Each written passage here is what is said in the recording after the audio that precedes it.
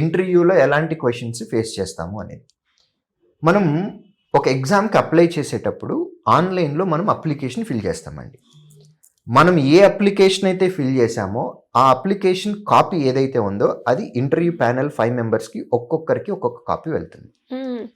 So మీ పేరు, మీ ఊరు, మీ parents ఏం చేస్తారు, మీ ఎడ్యుకేషన్ బ్యాక్గ్రౌండ్ ఏంటి అన్నీ కూడా దానిలో మనము టైప్ చేసి ఉంచుతాం.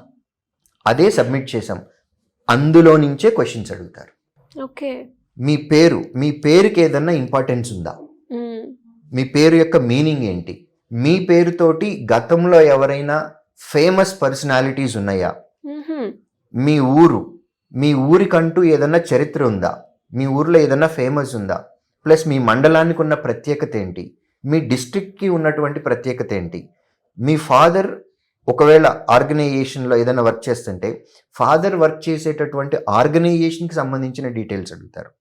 ఫాదర్ ఒకవేళ వ్యవసాయానికి సంబంధించిన అయితే అగ్రికల్చర్కి సంబంధించిన క్వశ్చన్స్ కూడా అడుగుతారు. ఇంటర్వ్యూలో అడిగే క్వశ్చన్స్ అన్నీ కూడా మన అప్లికేషన్లో సబ్మిట్ చేసినటువంటి డీటెయిల్స్ నుంచే ఉంటాయి.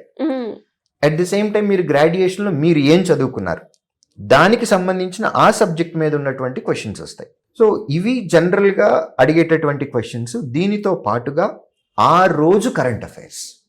ఓకే.